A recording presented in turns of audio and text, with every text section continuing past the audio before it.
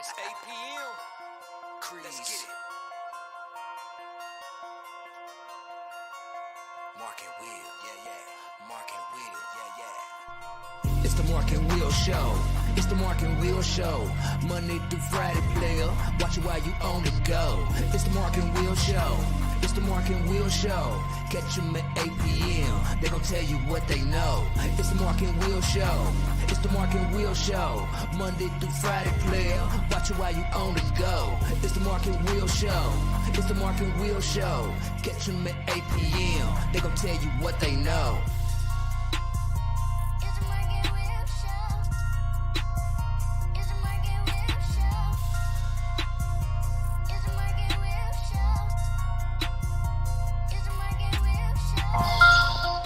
What's up, everybody? Welcome to the Mark and Will Show.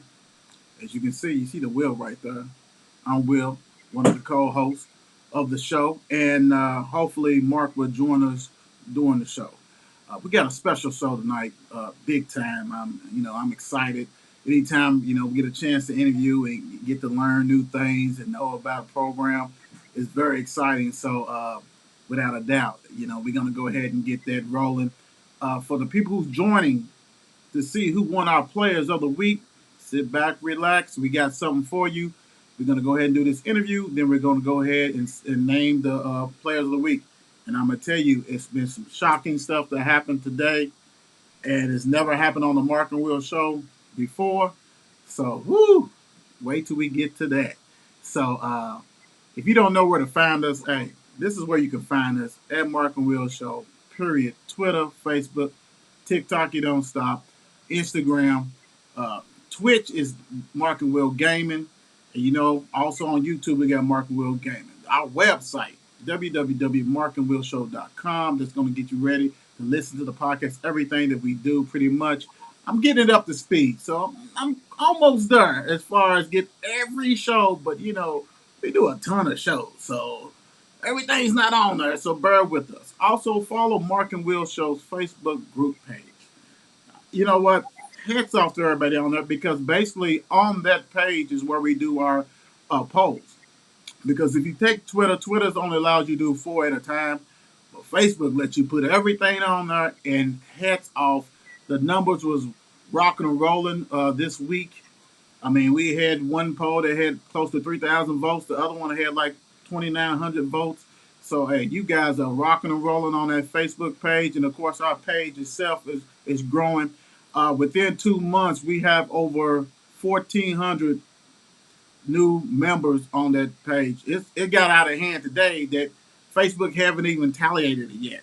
I've seen it on our page as a manager. So, hey, way to go. Hats off to you guys. A special shout out to Tiffany Monique. Thank you for going ahead and inviting a ton of your friends and professionals to go ahead and join that group page. I really appreciate you. Good looking out, without a doubt. So, FNC, we do that. I got to give them my siblings. See when they want to go ahead and do it. I know they're watching. So let me know, sis. Let me know, Mark. We go ahead and get some stuff. A lot of stuff's been going on in the world. FNC Friday Night Crew. That's what it is. That's the YouTube channel. Make sure you check that out. It's not about sports unless sports has did something that'll draw everybody attention to it. Kind of like what happened, with Buffalo. So, pretty sure we definitely will talk about that Buffalo-Cincinnati injury there, Mark. So, without a doubt. So, make sure you check that out. That's a great show. Love that. Gaming. Mark's already got some stuff in the works. He's got some download. I think it's on Twitch. Check that out. He's been doing some things, him and Dom. What's up, Dom? Shout out to Dom for helping Mark out, doing what is going on. Thank you, fam. We appreciate you with that. So definitely check that out. So let's go on and get it cracking. Let's get it started right now. Without a doubt, let me go ahead and introduce our guest tonight, Coach Smith, co-founder and coach for 502 7-on-7, director of football operations for Mel High. How you doing, Tread? Good, Will. How are you tonight, man? Thank you. Doing fine, man. Doing fine. I'm glad to finally get you on the show so we can go ahead and learn some things, some important things that you do for 502 and also for Mel High. So thank you for joining. Let's go ahead and see what's going on with 502. Could you explain everybody about the program 502-7 on 7? Sure, man. 502 is a program that we designed. This will be our fourth season. We work with players from around the city. We had about 18 different high schools that played with us last year, and it is a 7-on-7 format program, 15U and 18U. We travel across the region. We go play at different tournaments and take our athletes with us, give them a chance to get exposure not only around the state, but also across, all over the country. We've been able to be blessed to we've qualified for 3 national tournaments. We've taken the team down to Florida. We've played there. So it's been a lot of fun. It's been a lot of work. But the thing I've loved most about it, man, is just the exposure it gives our kids from here around the community, give them a chance to see other competition, what it's like out there to play against other players that, really can be some of the top players in the country. So we're excited about the program and where it's going. So, Chad, you said 4 years ago. So, did it just pop up in your mind? Said, "Let me go ahead and do this," or who's the other co-founder besides you? Like, how'd you come up with this? So it really started here locally. Myself and another co-founder, James Fletcher. James and I have known each other. We actually started and started coaching together at Linden Recreation several years ago. And when we were here, and 7-on-7 kind of popped up as an opportunity for a lot of our middle school kids over at King Louis. And we saw that there was a league over there, and we said, well, let's go check this out and be a part of it. So we started a 15U team and went over there and started playing there. And then as we started to kind of get involved with it, people would start calling us and saying, "Hey, you guys are pretty good. Do you want to play, out in Lexington, or do you want to play over in Southern Indiana?" And so all of a sudden we said, well, man, maybe there's something to this. Maybe we should go check it out. And we started doing research online. We started trying to find out, what were some of the organizations out there that did some of these regional national tournaments. And that's where we latched into a couple different organizations. We went to some regional tournaments. We had some success there. We won one of our regional tournaments, which qualified us for nationals in Florida. So we took our 15U team down to Florida and competed there for the first time. But it really gave us a chance to kind of learn the lay of the land and familiarize ourselves with it. And so as our kids started getting a little bit older and those 15-year-olds turned into 16 and 17-year-olds, we were like, all right, we should go ahead and probably start an 18U team. Hmm. So that's kind of what evolved from there into 2 teams now, where we've been able to travel both of them. Both have won various tournaments. Both of them got a chance to go to Florida last year and play in the national tournaments. So it's continued to evolve now where, cities, I think we had 18 different high schools around the region that played for us last year, different players. So it's given us a great opportunity to kind of, again, like I said, gain exposure for our players, but as importantly, get our kids to know each other. Right. I think from a community perspective, man, knowing the other kids around the city. So if you're St. X and you're playing against Trinity, or if you're at Ballard and you're playing against, Manual, or if you're at Male playing against Bullet East, I Right. mean, we got players from all those teams, and they play together, during 7-on-7 against each other during the regular seasons. And really it's just sharpening their iron. Our big focus is iron sharpens iron. So let's put the best together and see how it goes. I'm kind of mad at myself because I should have basically had you on before. Because for the people who do not know the season, tell them when the season actually starts. Because and that's why I'm mad at myself, because I know you guys had tryouts and things like that. But could you break down how when the season starts and all that whole process? Yeah, sure. So the actual tournaments, they vary depending on where you play. The first tournament that we join is, and we've done this the last few years, is the end of February. So our first tournament will be the last weekend in February. We go to Gatlinburg, Tennessee. They have one of the biggest regional tournaments there called Rocky Top. And so there's hundreds of teams from all over the country that go there, and that's where we start off our season.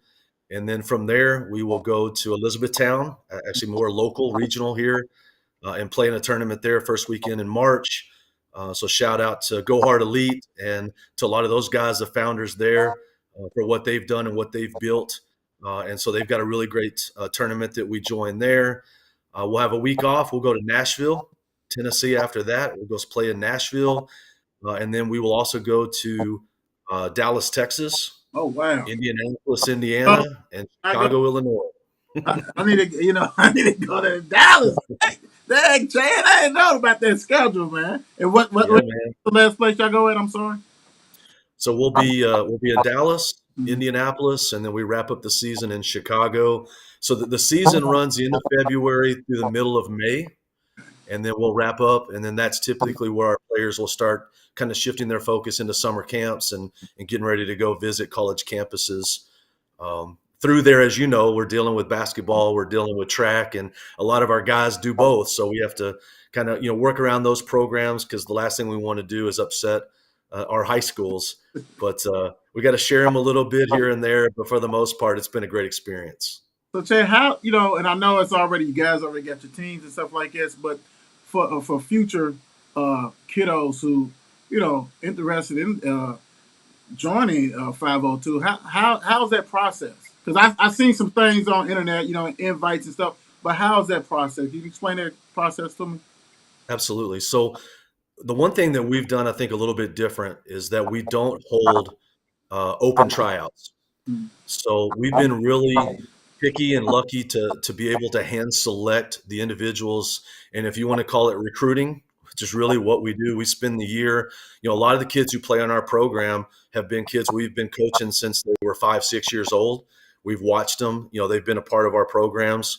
But we also trust them to help us find the best talent and the best teammates. Okay. So, what we learned early on when we started our program, we found a lot of really talented individuals that either couldn't make it to practices or couldn't commit to the things that we needed to do or weren't really the greatest culture fits Okay. for our organization. And so we sat down and said, you know what, it's not all about winning. It's about creating a good environment where kids feel like that they can, not only be friends on the field, but off the field. And so we've been really lucky to help build that culture, that environment. And so they've helped us, honestly. We identify kids throughout the season. We hold what we call camps Mm-hmm. the 2 weeks before Christmas, and we actually personally invite individuals. So what we will do on our social channels for anyone who has an interest going forward, we are on Twitter. You can find us at 502-7v7. You can find us on Instagram, 502_7v7. But we basically send out shout outs and say, hey, if you're interested, send us your film. We evaluate every player through Huddle. We look at their game film. We contact their coaches. We talk to teammates and ask, do you know this player? What do you think about them? Are they individuals that would be a good fit?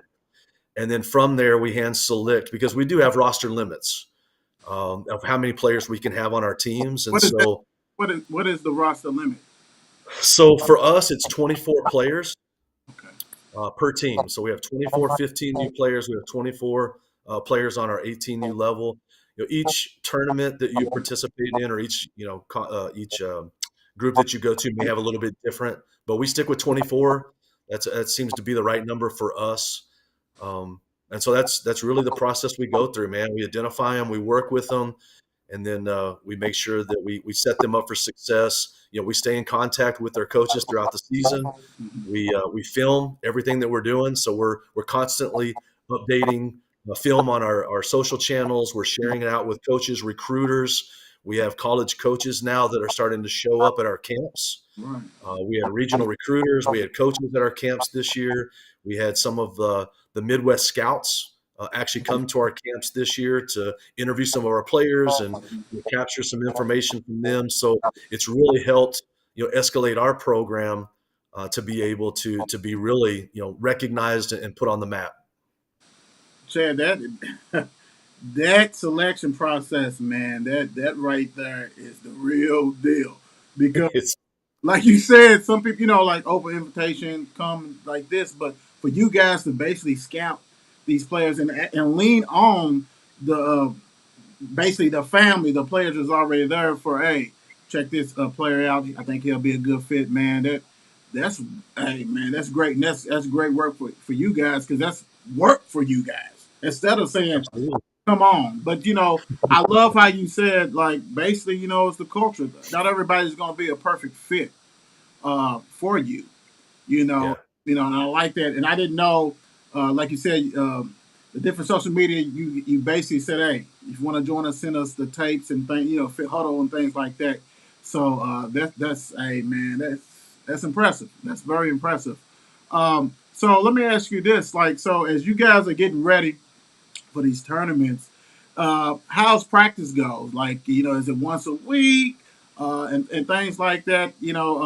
Because uh, you know, little cold weather. You got NFL. You got some people that parents maybe not don't want to drive. Not everybody's kid can drive. All this kind of stuff. Like, how is that? How is that process for 502? Yeah, man, I think you nailed it. I think that that's part of why culture is so important is understanding the commitment that comes with it. Because this time of year, right now we held our camps on Sundays. We try to stay away as much as we can, weather permitting. We try to stay away during the week and on Saturdays because of track and basketball and other commitments that our teams have. So we try to stick with as many Sunday practices as possible. Shout out to DeSales High School, Coach Mike Jackson. He let us use DeSales for our camps, so that worked out very, very well. To be able to be on turf this time of year, where you don't have to worry about mud and dirt and slipping and sliding, trying to find an actual field to play on, can sometimes be a challenge. Last year we were at Ballard High School, so shout out to those guys, Coach Morton, and they allowed us to use the field last year. So we've been very blessed with local high schools and coaches stepping up and saying, hey, we are here to see what you guys are all about, and we want to be a part of it. And they've really leaned in to help us from that perspective. So we've been able to do that. We're talking to Bellarmine University right now. Their SPENT program, they actually had a couple of their coaches come over and join. I saw you had Coach Wheatley Wheatley, a couple weeks ago, so shout out to Coach Wheatley. yes sir. We're talking to those guys because of their sprint football program. Right. There's a lot of similarities with what we are doing in coaching, with 7-on-7 that could certainly be a part of what they're doing. So we're talking to them about possibly, using some field space on Bellarmine University for our program. So there's just a lot of really great community support. Whenever you start pulling the right things together, you talk to the right people, you share the right visions, it definitely starts to grow quickly. Let me ask you this, Chad. Um, you know, because 7-on-7, I'm a little long in the tooth. That really wasn't existed then. It was a little bit stuff like that. But in your thought process of someone who's involved in high school football period and 7-on-7, how important is that experience of 7-on-7? I get this question asked a lot. It's funny, there's always a debate. Is 7-on-7 real football? I would say that I lean on the answer is no, it's not real football.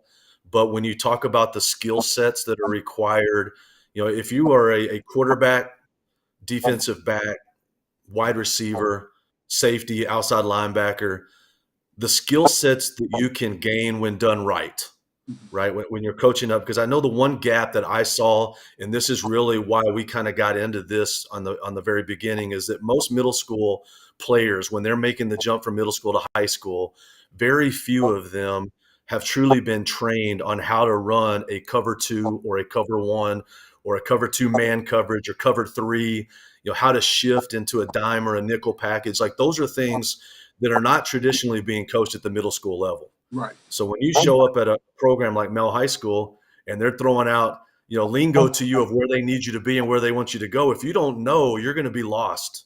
True. And I think that when you talk about skill sets, part of it is obviously understanding coverages on the defensive side.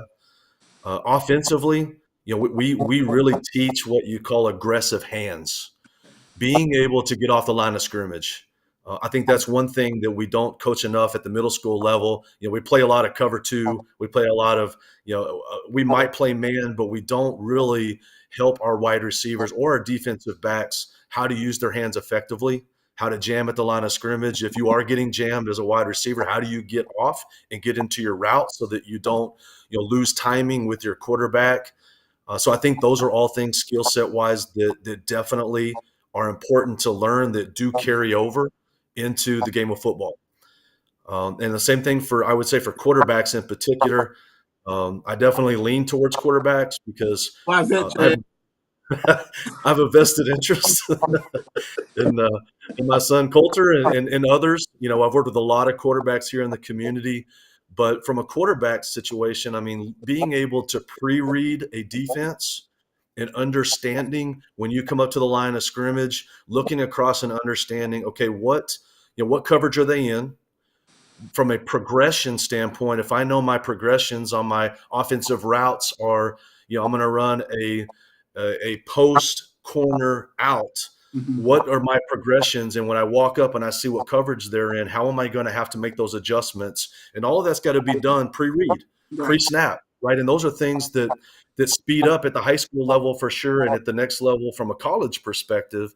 Being able to understand how to pre-read, being able to understand how to get rid of the ball quickly, having a timer. I've talked to a lot of our quarterbacks and having that built-in timer in their head where they got to release the ball in 3-4 seconds Right. has certainly carried over into real football, because they're like, man, I got to get rid of the ball. I don't want to get sacked. I need to be able to, to see it, read it, get rid of it. And I think those are all things that translate from what we do in 7-on-7 into regular football. No, that's a great answer. To me, you can never have enough reps. Yeah. Never. Work on your craft. Always. I tell the youngsters now, be blessed that you have that opportunity, to take advantage of that situation. So, great answer, big time. Let me ask you this, because like sometimes, we talk about the culture, we talk about getting people. Have you ever came across a parent that say, "Hey, you coach at Mel High. You affiliate with Mel High. Why would I want you to coach my son?"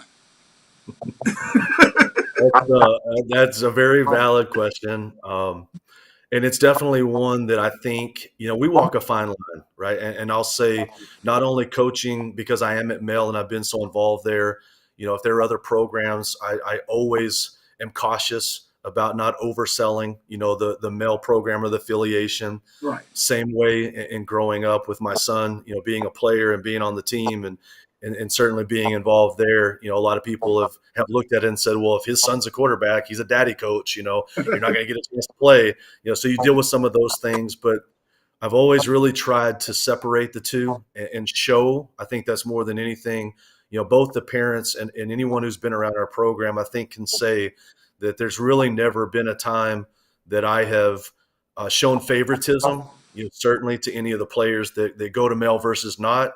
Right.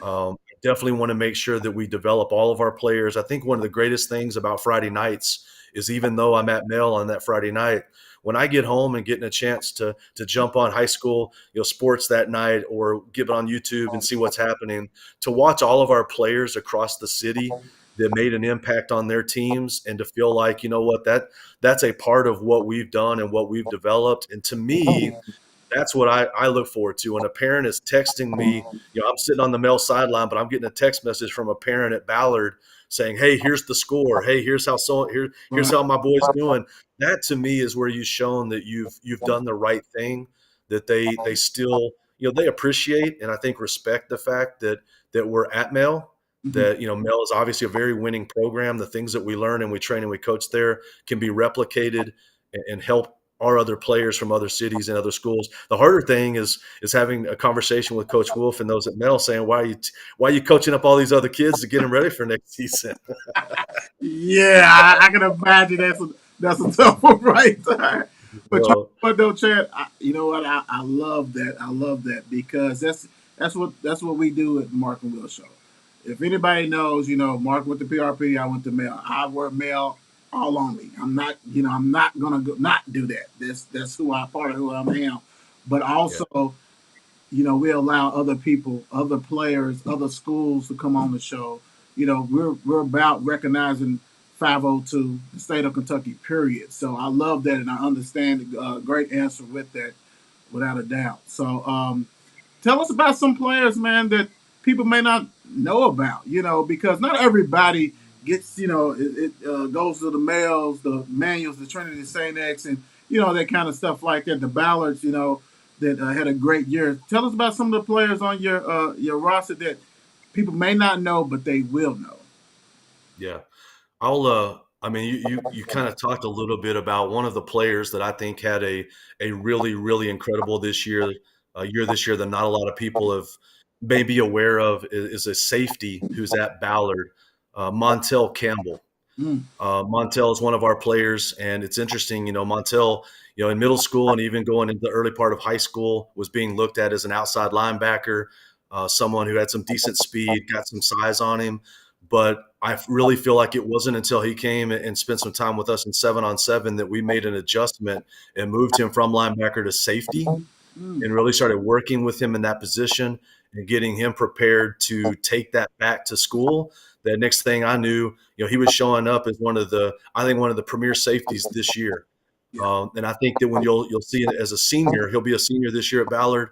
I think he will be, if not, one of the top in the state as far as returning wise. So I'm anxious to see how he finishes up his career, but he's definitely one that I would say keep an eye on from a defensive perspective. Give me somebody on offense. Offense, man, there's so many good ones. I'll tell Hey, you. we have time. This is the Mark and Will show. Let it rip. Let it rip. So, I'll throw some names out to you, just individuals. Some you may have heard of them, some of them you haven't. Now, I'm trying to purposely stay away from some of our male kids because I obviously recognize them, but I will just say we've got a pretty great stable.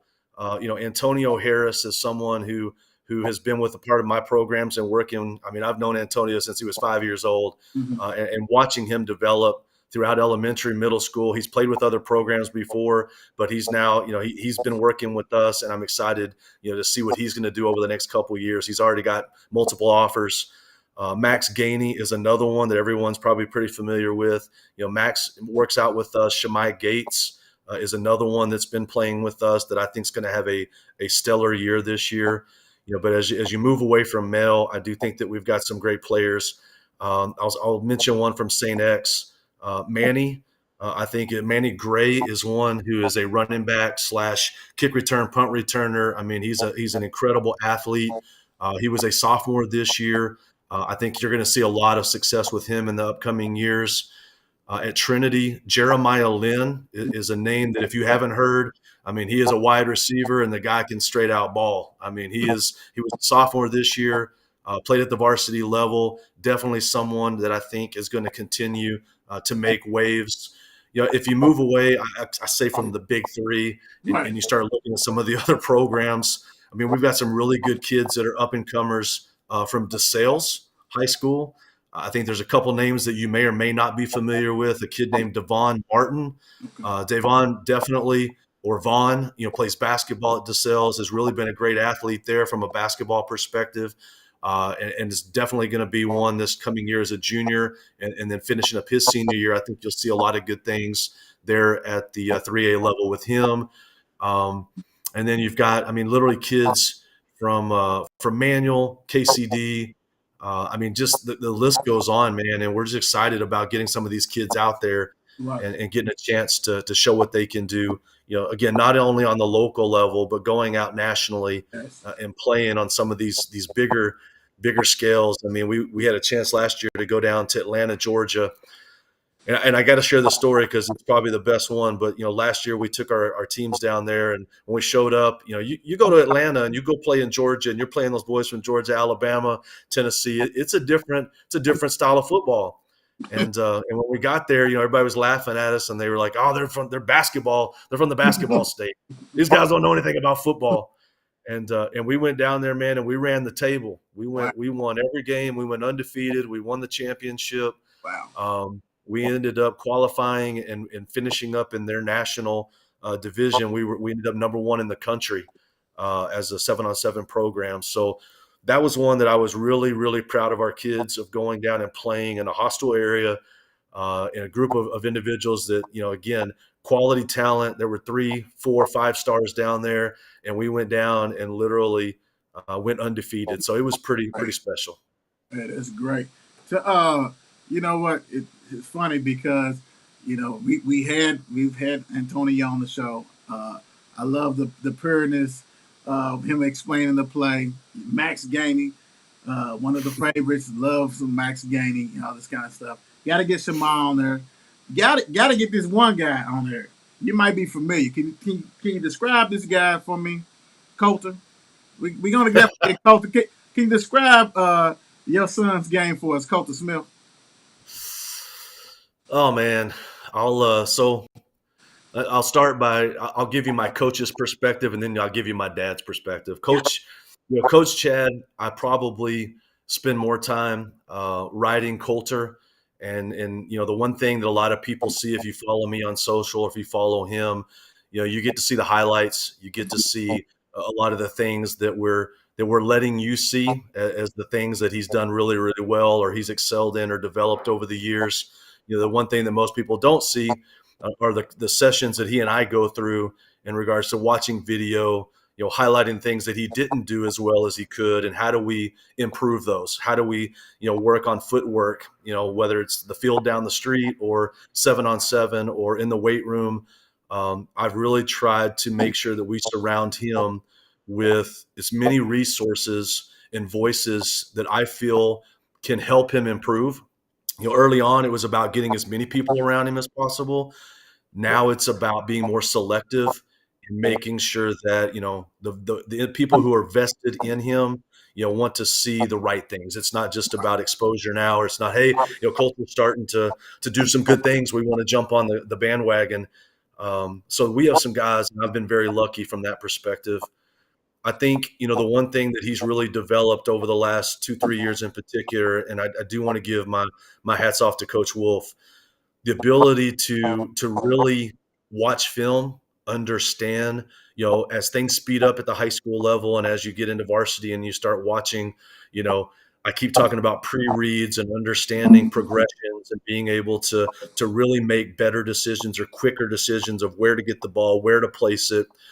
Coach Wolf has done a phenomenal job of working with him and helping him from that perspective, as has Mike Jackson, who's now at DeSales. So hats off to Mike. Yes. Uh, and then Coach Fletcher, James Fletcher has been working with Coulter since he was in youth football. Coach Fletcher played at the University of Alabama. He was a quarterback there, and is definitely someone who has spent a tremendous amount of time and energy on developing Coulter to try to help him be the best quarterback he can be. So he's moving into a senior year. We'll see how everything goes. Last year was an opportunity where we told him going into the season, your job is to be prepared that if and when your name gets called, you got to be ready to step in. You're going to be, that individual. Lucas was our starting quarterback this year, and Coulter was right there beside him. And if we needed to change something up, or Wolf felt like there needed to be a different change in momentum of how he wanted to call some offense or do some things, Coulter had an opportunity to kind of step in and do that.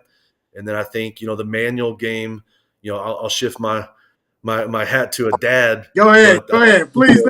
Please do. the Mel Manual game was probably one of the most special moments I've ever been a chance to be a part of and watch from the sideline, as a coach, but to be a proud dad, to sit there and to have a team that, was the underdog for the first time that we weren't supposed to win, and playing at home. And you have all the alumni, and you have everybody there, all eyes on you. And there were over 9,000 people packed into that stadium.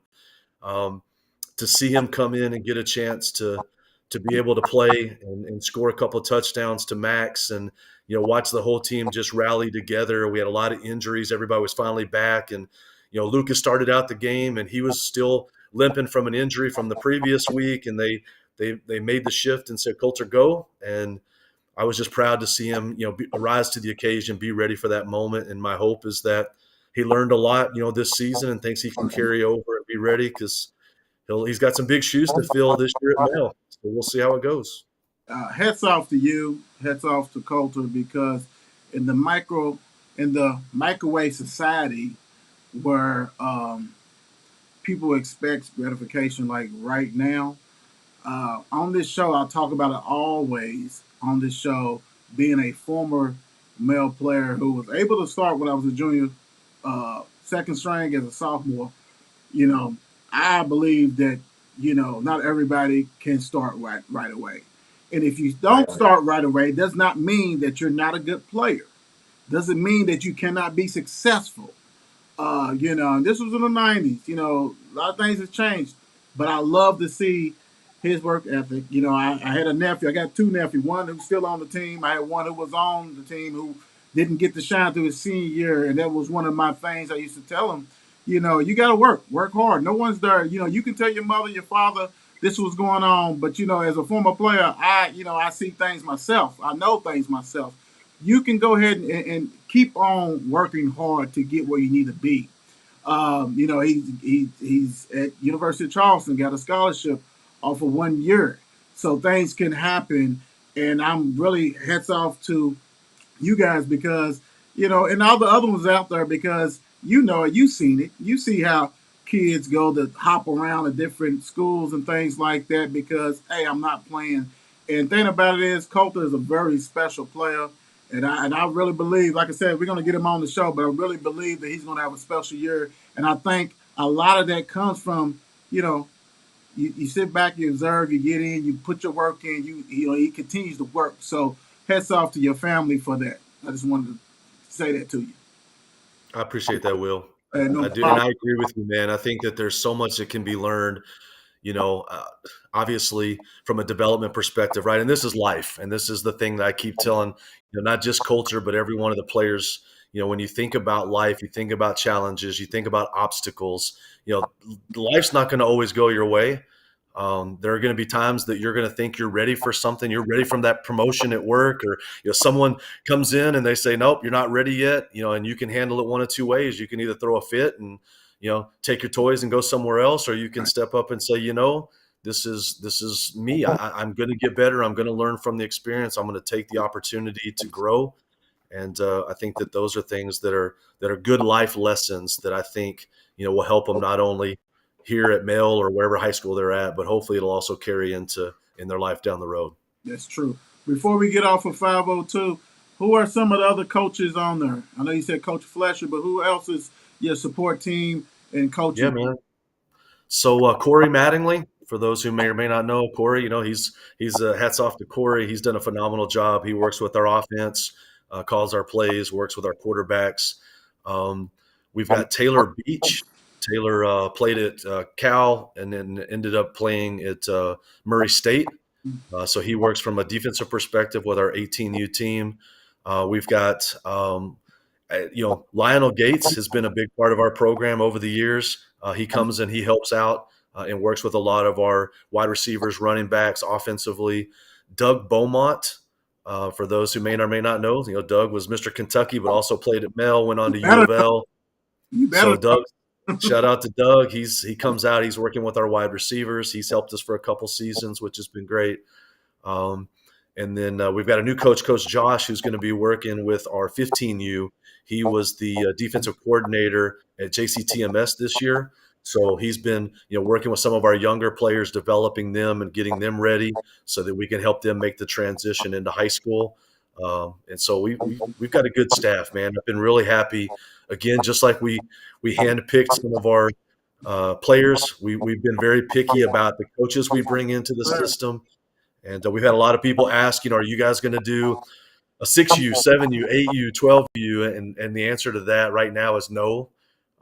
We just want to be careful that we don't grow too fast, right? Right. We want to be smart about our growth. We really set out to have a smaller, more focused program with quality coaches, quality athletes, and I think we've been able to achieve that. So with that being said, if you're a coach and you have an interest, we do the same thing. We'll find you on Twitter. We will recruit you, and just be aware that I've reached out to all you coaches that know who you are. I won't say a bunch of names, but I have handpicked a lot of you guys out there. I've come to you at different times, and whether it's not now or some of them have definitely helped us at our camps and helped us evaluate the talent. So that definitely shout out to you guys for that.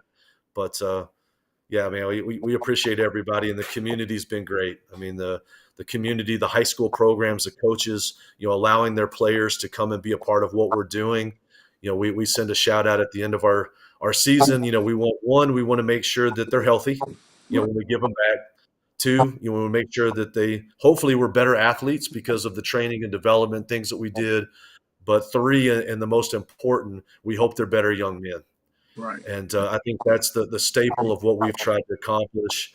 And I would, don't want to go too far without also mentioning that we have a great relationship with FCA, the Fellowship of Christian Athletes. Yes. So Steve Wigginton, LaCunta, Farmer, all those guys that come out and they talk to our kids every Sunday. That's part of our program. We have FCA there. They spend the first 10, 15 minutes of each practice talking to our players, kind of getting the mindset right and focus of what we want to try to do so that we can go out and have a good practice every week. Real quick, before we hit something else, is that the Lionel Gate? Is that the great running back that used to play for University of Louisville? That's the man, Yeah, the myth. yeah. People forget about how great player, Yeah, man. yes sir, running back, yes Phenomenal. sir. Hey man, I definitely gonna have a trip to your practice for real. I'm definitely gonna. Come on out, man. We'd love to have you. We always invite everybody, media in particular, man. Come out, get some Yeah, pictures, take photos, share the love. because I definitely want to, interview some of these players and actually get them accustomed to being interviewed and things like that. So I'm definitely going to work that out. Let's transition to director of football operation in Mel. Okay. How did that come about? And what is your role? What is your role as a football operation for Mel? So it came about. My predecessor, Ed Stotts, Mm-hmm. uh, Ed did a phenomenal job at Mel for many years. It kind of came to a point where he was going to be making a transition. His son, who was, it's funny because everyone talks about, if you know someone at Mel, you can get them in. I'll be the one to tell you, man, you can't. I mean, it doesn't matter what you know, who you know. Right. You've got to go through the application process. And I think that, Ed in particular is a great example. His son was trying to get in at Mel. He had two other kids that had gone through the Mel program. And the third Ben, he was trying to get in. He was applying, and unfortunately did not get accepted. So he had to go a different route. He ended up at Cal, and so for Ed, that was his time to say, you know what, I'm probably going to have to make an adjustment. Right. And at that time was coming in as Coulter was a freshman at the program. We were kind of leaning in. I was helping up with video, and Ed, and I got to know each other pretty well. He kind of knew my background and said, man, I'm looking for someone who can step in and really help the program. There's no fame or fortune with this thing, man. It's all the grunt work behind the scenes that a lot of people don't see, but we need someone who can really step up and help do that. And if that's something you have an interest in, we talked about it, and I told him that I would take on that role. And so I've been doing it now. This will be my fourth season of being involved with the program. And definitely there's been a lot of sweat equity in the program. Let's just put it that way. Yeah, right. Everybody who's watching, we will do the players of the week after the interview. Please go ahead and hit that subscribe button. Chad, you're absolutely right. I have been very fortunate to be able to cover Mel and other schools like that. And on the sideline, this man does not stop moving. He is rocking and rolling. I don't even know how he could even watch the game because he's constantly moving. So hats off to you on that one, big time. I want to do something real quick as far as we're not going to go back and review the whole season, but I do want to say that hats off to you. Hats off to the other coaches and things like that. Hats off to the male Bulldogs. Yeah, Will, of course you're going to say that. No, I'm not going to say that because I've seen programs, I've seen teams that had started rocky, had injuries and things like that, and do not recover. You guys recover and recover like no other. And really had the opportunity to win a state championship, but for the opportunity to play for this championship speaks volume of the coaching staff, the players, the support staff, uh, Coach Kelsey, uh, our principal, all that, man, because being out there and being close to you guys and talking to you guys and things like that, no one wavered. No one like, oh, I don't know why you coming out to cover this or see us or whatever. Everybody stayed the course. And that lets you know what kind of program the Mel Bulldogs are, man. What is your thoughts and views on this season, past season? Oh man, it's sometimes it's bittersweet when you look back on this season in particular. I think one of the things you nailed, and I think coming out of this, you learn as you go that sometimes you learn more about yourselves in adversity and how you handle that than ever winning.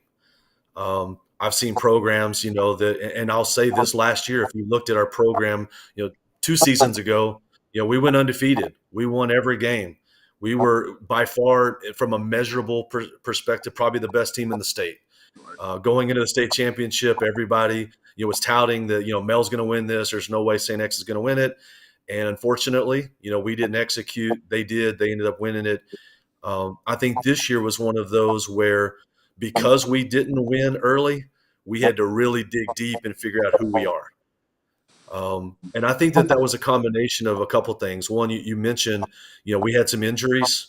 When those injuries happened, we had to find out real quick, can we find some other players, younger players in particular, to have to step up? And could they, one, could they fill the role? But two, could they bring some leadership and energy that maybe we didn't have previously? Some excitement, some willingness to learn, which would, help progress or maybe even get us better as the season went on. And I think you saw that. I think you saw some of our second stringers, show up at times where we really needed them. And even though we may not have won all the games mid-season, they developed, they got better, they got stronger, and then they helped us when it came playoff time. I mean, there were some kids who really stepped up and made some big plays that helped us catapult into the playoffs, helped us, get all the way to the state championship. And a lot of those guys that are underclassmen, I think we're going to see even stronger this year because of what they learned, and what they had to do. I think some of the bittersweet, so that's some of the sweet, the bitter, obviously anytime you have seniors that are injured, that hurts. It hurts their ability to be the leaders on the team because they're frustrated. They can't be at practice. They can't help set the tone. So I think sometimes that's the hardest part of it. And then, some of these guys, and the expectation when you're at Male is that, you're going to play at the next level. A lot of these guys have that vision, that goal, and to not be able to get as much senior film or to be able to been in as many games as they would have liked, unfortunately can sometimes hinder their recruitment process. So I think those are some of the things that as we progress, we'll have to kind of work through. But, certainly a hats off to the coaching staff, Coach Wolf, the whole crew. The adjustments that had to be made, Coach Dawson, our offensive coordinator, and Coach Wolf to have to figure out what are we going to do offensively without a Daniel Sweeney. Right. What are we going to do? What are we going to do defensively? Our coaching staff defensively. What are we going to do without a Michi? Or a J2 who ended up not being able to stay with us through the season. We had Wu that left early on and had actually left the program. So we had a lot of big returning players that would have made a big impact. As good as we were this year, but I think what we learned through that process is that even though some of those guys left, it did give some of our other players an opportunity to step up. And so that's life, man. Next man up. We all joke about as coaches, but that's life too. You're going to be put in a situation, and how you handle that adversity, I think is really what the theme of our season was all about this year. So, Chad, where did you play ball at, man? What school did you? Are you from Louisville? Are you from some other? Tell us about your youth sports. Sure. So I grew up in Texas. Okay. We've been in Louisville for 20 years, but before that, grew up in Texas, played high school, 6A or now 6AA in Texas at Lubbock Monterey High School. I got a football scholarship. I went and played at Abilene Christian University, a Division II school. So I earned a scholarship to play football there for 2 years, and then I transferred to Texas Tech University. And then after being there for a season, I got a phone call. One of the teammates I had at Abilene Christian, his dad was the athletic director at a small school up in Rochester, Michigan. And I tore my hamstring my junior year, and I had to make some decisions on football may or may not be a part of the future at that time. And so I got a phone call from the athletic director that heard about me from his son and said, "Hey, man, I hear you're a decent athlete. We're looking for some baseball players.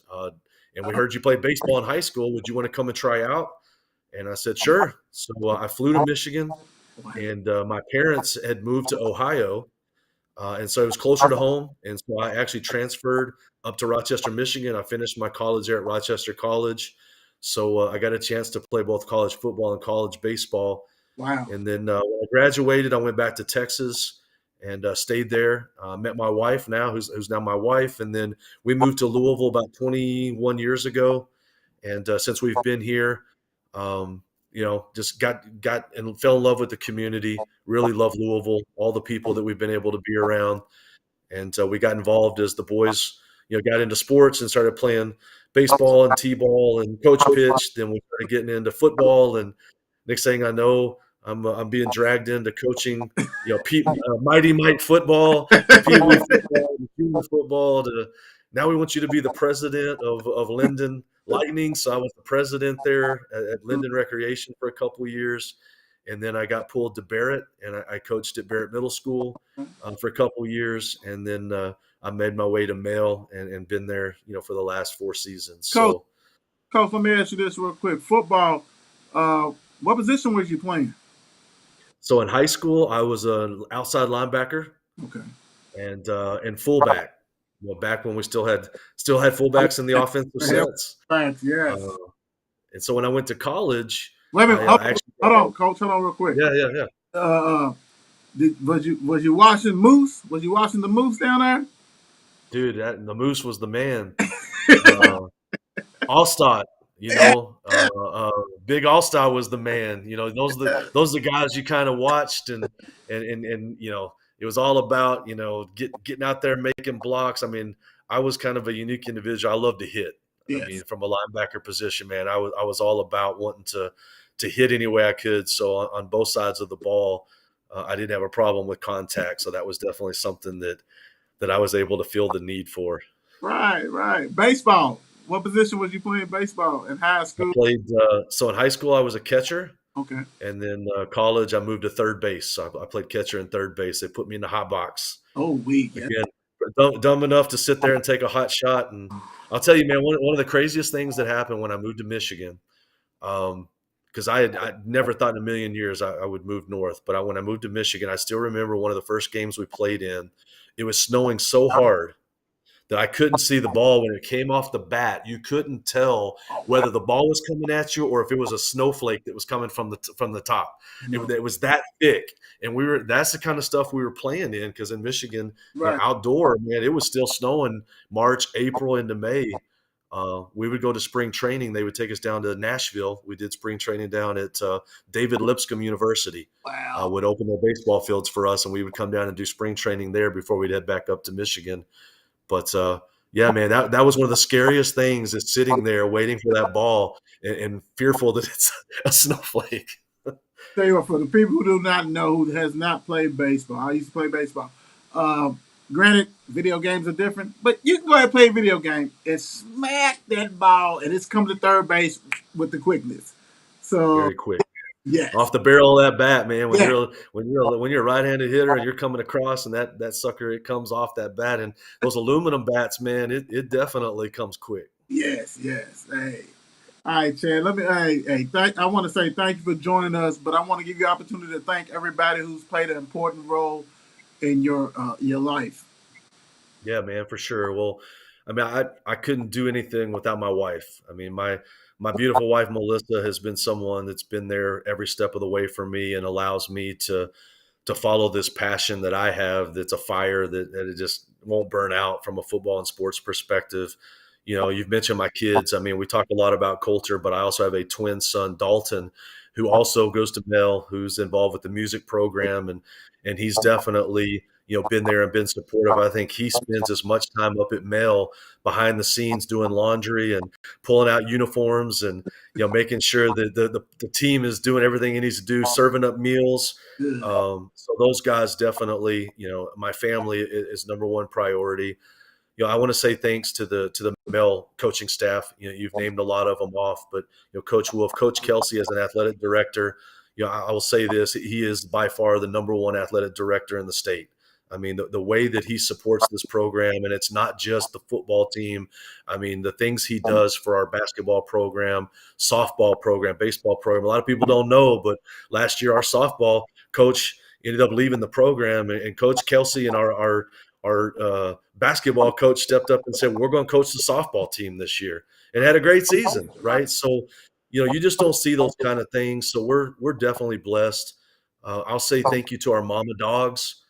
They definitely, if you don't know, they're the moms behind the scenes that are the glue to make sure that our boys are fed every week. They help out with laundry. They help out with, video. They do so much behind the scenes to help our program. And then just a shout out to all the 502 guys. I know that we talked a lot about them tonight, but the coaches, the players, the programs that help us, our sponsors. We have a number of sponsors that support our team that really, step up to help us do the things that we're doing. So I'll shout out each of those guys. Game Breaker helmets. They are our soft helmets for our 7-on-7 program. They support our program. Game On mouth guards.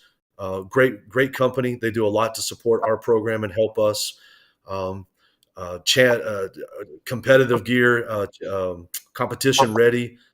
Chad Rempsey and their program for our uniforms. They help us and they make sure that all that's set up. So I guess just shout outs to everybody, man. Appreciate all you and shout out Will, you and Mark for having us on tonight and get a chance to talk through this stuff.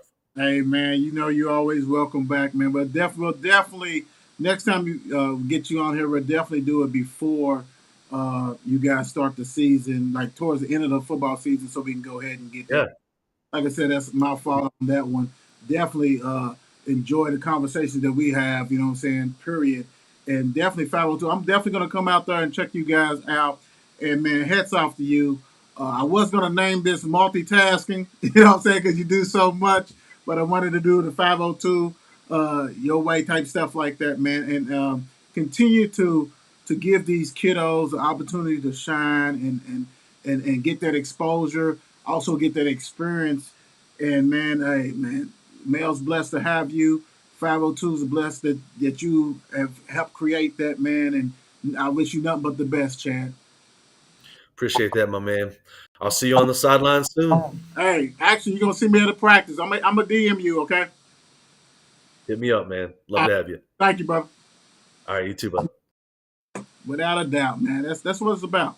Giving back to the community, and you always have a different way to do it. And he right there is on top of it. 502, rocking and rolling, definitely like that. All right, so thank you, Chad, for joining. Uh, Big time. So let's go on and get into the awards. I'm sorry, we got you. We got you covered. We got you covered without a doubt. We're gonna go ahead and get this going on. Something happened that has not happened before, but let's go ahead and let me see. Let me pull this up for you guys real quick. All right. Mark and Real shows. Let me put it over here. Mark and Real shows Kentucky Boys Basketball Player of the Week, sponsored by Tap App, Morgan County's Gatlin Griffin. Gatlin, man, come on now. 26 and a half points, 7.5 rebounds for Morgan. Hey, County, you did your thing. You rocked and rolled. Welcome to the club. Thank you for balling out. Hey, Gallon. And hey, Morgan, way to show up on Facebook. See, people get stuck on Twitter. Love Twitter. Twitter got it going on. We know it. We love Twitter. Keep on following us. Facebook, y'all doing some mean things. Big time. Congratulations. Welcome to the club, Gallon.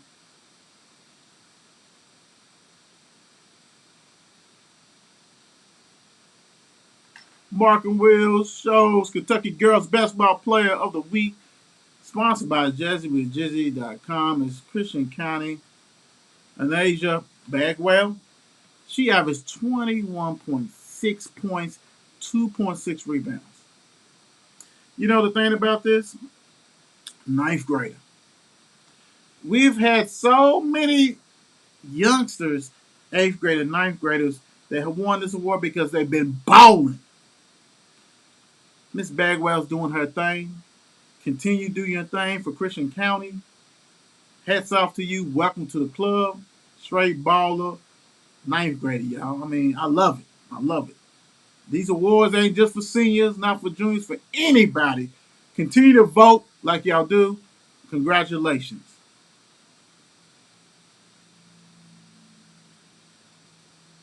Boop, boop, boop, boop, boop, boop. Mark and Will Show National Players Basketball. Boys Basketball Player of the Week. Sponsored by Tap Out is Madison Central Jalen Davis. He averaged 26.3 points, 7 rebounds. Let me say it again. I got a little hook up on it. Mark and Will Show's National Boys Basketball Player of the Week. Sponsored by Tap Out. Madison Central Jalen Davis. Straight baller. Plays football. Does everything. Super uber talented. And he's a baller. Hey.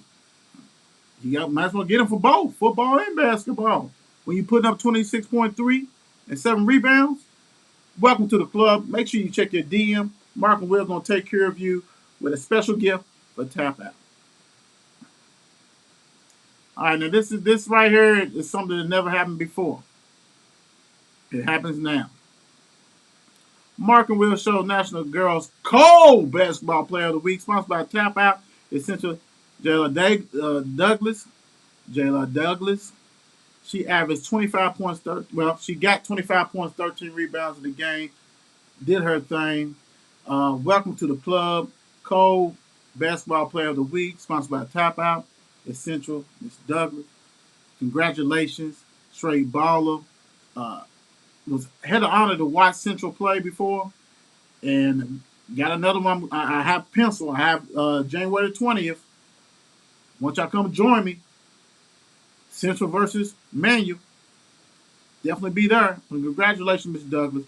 25 points, 13 rebounds.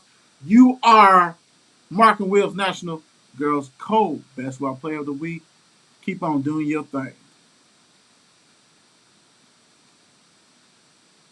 So y'all know I said code, so you got to come up with the other code.